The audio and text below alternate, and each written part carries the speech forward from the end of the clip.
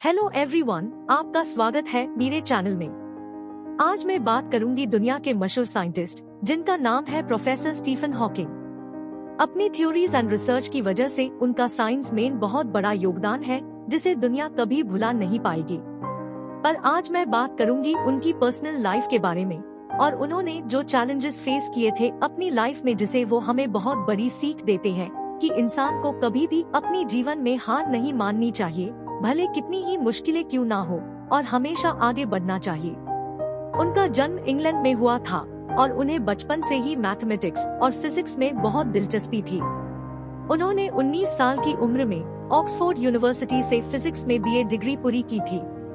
उसके बाद उन्हें रिसर्च में ज्यादा दिलचस्पी थी, इसलिए उन्होंने यूनिवर्सिटी ऑफ कैम्ब्रिज से अपना रिसर्च वर्क स्टार्ट किया और वहाँ वो as a PhD student work करते थे।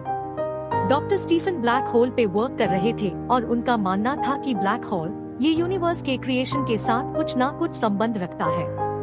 एक दिन जब वो अपनी लैब में बोर्ड पे कुछ इक्वेशन सॉल्व कर रहे थे, तभी अचानक से उनके हाथ कांपना शुरू हो जाते हैं और वो चाहकर भी अपना हाथ ना ही उठा पा रहे थे और ना ही कुछ लिख पा रहे थे। ये चीज की वजह से वो बहुत ज्यादा डर जाते हैं और लैब से बाहर चले जाते हैं। थोड़ी देर बाद उनका पूरा शरीर उनका साथ देना बंद कर देता है और वो बहुत ही बुरी तरह से नीचे गिर जाते हैं। और जब उनकी आंखें खुलती है तब वो अपने आप को हॉस्पिटल में पाते हैं।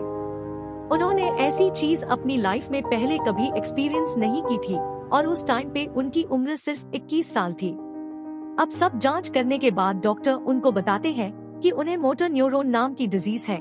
इस बीमारी में इंसान का शरीर समय के साथ पूरी तरह से पैरालाइज्ड हो जाता है और उनके पास सिर्फ 2 साल है। डॉक्टर कहते हैं कि इन 2 सालों में तुम अपनी बॉडी पे पूरा कंट्रोल खो दोगे, ना ही तुम कुछ बोल पाओगे और ना ही तुम हिल पाओगे। ये सुन के स्टीफन चुप हो जाते हैं और उसके बाद वो डॉक्टर से एक सवाल पूछते हैं, मेरे दिमाग का क्या होगा? डॉक्टर उनको बोलते हैं कि तुम्हारा दिमाग जैसे अभी काम कर रहा है वैसे ही हमेशा काम करेगा, पर एक टाइम ऐसा आएगा जब तुम जो सोचोगे वो किसी को बता नहीं पाओगे। ये सब जान के डॉक्टर स्टीफन बहुत ज्यादा डिप्रेस हो जाते हैं। वो अपने रूम से बाहर नहीं निकलते हैं और ना ही किसी से बात करते हैं। पर कुछ टाइम के बाद वो ये डिसीजन लेते हैं कि उनके पास जितना भी टाइम है वो अपने रिसर्च वर्क को कंटिन्यू करेंगे और अपनी थीसिस को कंप्लीट करेंगे।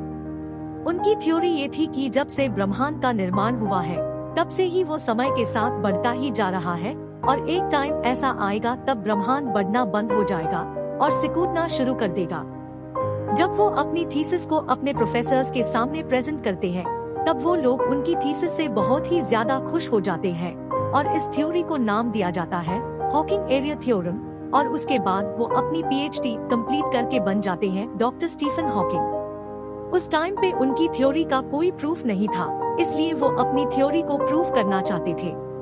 अब समय के साथ उनका शरीर उनका साथ देना बंद कर देता है और वो चल नहीं पाते हैं, इसलिए उन्हें व्हीलचेयर का सहारा लेना पड़ता है।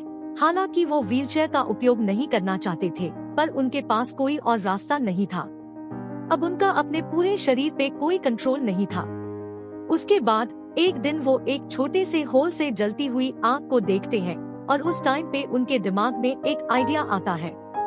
वो इस आइडिया से एक थ्योरी बनाते हैं और वो इस थ्योरी में ब्लैक होल के बारे में बात करते हैं। इस थ्योरी को जब वो दूसरे साइंटिस्ट के सामने प्रेजेंट करते हैं तो वो लोग बहुत इम्प्रेस हो जाते हैं और बहुत ही कम उम्र में वो दुनिया के मशहूर फिजिशियन हो जाते हैं। एक दिन उनकी तबीयत कुछ ज्यादा खराब हो जाती है और उन्हें हॉस्पिटलाइज करना पड़ता है। डॉक्टर्स बताते हैं कि उनकी बीमारी की वजह से उन्हें उनके गले में एक होल करना पड़ेगा और आगे से वो खाना उस होल से ही खा पाएंगे और इस होल की वजह से वो अपनी बोलने की क्षमता खो देंगे और वो कभी बोल नहीं पाएंगे। अब डॉक्टर स्टीफन ना ही बोल पाते थे और ना ही अपने मुंह से खाना खा पाते थे, पर उनके दिमाग में एक चीज चल रही थी कि उन्हें इस प्रॉब्लम का सलूशन खोजना है। और कुछ टाइम बाद वो स्पीच जनरेटिंग डिवाइस का उपयोग करना सीख जाते हैं। इस मशीन के थ्रू वो लोगों से बात कर पाते थे और इस डिवाइस की मदद से उन्होंने एक इंटरनेशनल बेस्ट सेलर बुक लिखी थी जिसका नाम है a brief history of time. अपने इन सब कामों की वजह से उनको बहुत से अवार्ड से भी सम्मानित किया गया है। वो हमेशा अपने टाइम से आगे चलते थे और आज के समय में उनकी कई सारी थ्योरीज प्रूव हो गई है। एक दिन जब वो स्टूडेंट्स के सामने स्पीच बोल रहे थे और स्पीच के एंड में वो अपनी लाइफ जर्नी से सीखी हुई बात को शेयर करते हुए बोलते हैं, सितारों की ओर देखना याद रखें, ना कि अपने पैरों के नीचे। आप जो देखते हैं उसे समझने की कोशिश करें और आश्चर्य करें कि ब्रह्मांड का अस्तित्व क्या है। उत्सुक रहो और जीवन कितना भी कठिन क्यों ना लगे, हमेशा कुछ ना कुछ ऐसा होता है जिसे आप कर सकते हैं और उसमें सफल हो सकते हैं। ये मायने रखता है कि आप सिर्फ हार नहीं मानते। डॉक्टर स्टीफन का सबसे बड़ा चैलेंज था अपनी बीमारी, पर उन्होंने अपनी बीमारी को कभी अपनी कमजोरी नहीं बनने दी और वो सब हासिल किया जो लोगों के लिए स्वस्थ होके भी हासिल करना मुश्किल है। वो हमें ये सीख देते हैं कि लाइफ में कितनी भी मुश्किलें क्यों ना हो, आपको सब मुश्किलों का सामना करना है और कभी हार नहीं माननी है।